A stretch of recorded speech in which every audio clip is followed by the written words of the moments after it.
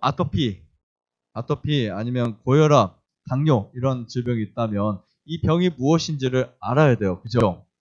알지 못하고 치료할 수가 없습니다. 자동차가 고장나면 왜 고장났는지 원인을 알아야 고치고 또 고장 안 나도록 사용하겠죠. 마찬가지예요. 왜 고장났는지 왜 망가졌는지 그래서 원인적 치료가 반드시 있어야만 건강하게 살 수 있는데 우리는 자꾸 결과적 치료에만 어떠한 포커스가 맞춰 있어요. 그래서 일시적으로는 치료가 잘 되는 것 같은데 시간 지나서 보면은 다시 그 자리. 그래서 암이 재발되고 전이 되고 또 약을 먹어야 되고 그런 딜레마에 계속해서 빠지게 됩니다. 저는 오늘은 좀 특별한 주제를 갖고 나왔어요. 병의 진짜 원인을 전 염증이라고 좀 이야기하고 싶어요. 염증.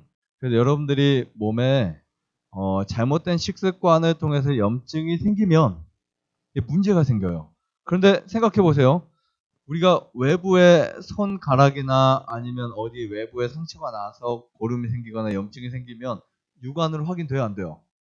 되죠. 그런데 몸 안에 있는 염증은 확인이 잘 안 돼요. 그걸 어떻게 확인할 수 있을까? 이런 부분도 좀 이야기를 해드리고요. 그 다음에 그럼 중요한 거, 왜 염증이 생길까? 이런 부분을 제가 전체 다 이야기를 좀 해드릴게요. 사실 염증을 없애는 방법은 너무 쉽습니다. 근데 만약에 여러분들이 염증이 없어지지 않은 상태, 이 뉴스타트 해도 염증이 있을 수 있어요. 그 상태로 계속 가다 보면 어떻게 될까요? 우리 몸이 그 염증 세포가 암세포로 바뀔 수 있는 확률이 되게 높아요. 그래서 분명히 정말 기능적으로 이상이 없었는데 갑자기 몸에 문제가 온다. 갑자기 내 몸에 어떤 변화가 오는 그 대부분이 염증에서 일어나는 반응인데 이 염증 반응이 왜 생기는 줄 아세요? 염증 반응이 원래 염증은 우리 몸에 무슨 작용이다. 제 강의할 때 들으셨나요? 염증 반응은 우리 몸에 일어나는 무슨 작용이다. 치유, 방어, 네, 더 쉽게, 더 정확하게 면역 체계 활동 방식이에요. 면역 체계. 그러니까 염증성 어떠한 부분이 있다는 거는 사실은 면역 활동이 되고 있다는 거예요. 백혈병이 뭔지 아세요? 백혈병은 백혈구 이상병이에요. 그래서 백혈구 과다와 백혈구 저하가 공통적인 증상입니다. 그래서 백혈구가 우리 몸에서 생각보다 굉장히 많아져요.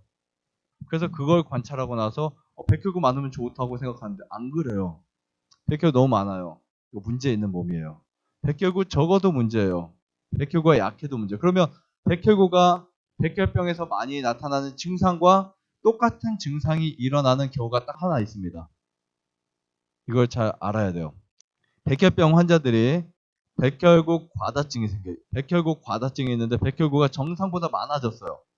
그런데 이런 증상이 어떤 사람에게 나타날까요? 감기 걸릴 때, 열이 날 때, 즉 감염성 질환에 걸렸을 때 백혈구 과다가 생겨요. 아토피도 마찬가지고 자가 면역성 질환들도 백혈구가 과다증이 생겨요. 그러면 혈액에 보면 적혈구와 백혈구의 양이 비례적으로 이렇게 있는데 백혈구가 적혈구보다 많지 않습니다. 몇 천 대 1이나 몇만 대 1이 될 수도 있어요. 엄청 적어요. 하지만 한 곳에 백혈구가 갑자기 많아졌어요. 그 말은 뭐를 의미하냐면 내 몸에 지금 무엇이 있다는 뜻이에요? 염증이 있다는 뜻이에요. 그래서 염증 반응에 일어나는 공통적 특징이 하나가 있는데 첫 번째 아프다, 두 번째 열이 난다, 세 번째 몸이 붓는다. 네, 어떤 특정 부위가 이게 염증 반응의 아주 좋은 반응 중에 하나예요. 그게 뭐냐면 치유되는 그 기간임을 알 수 있어요.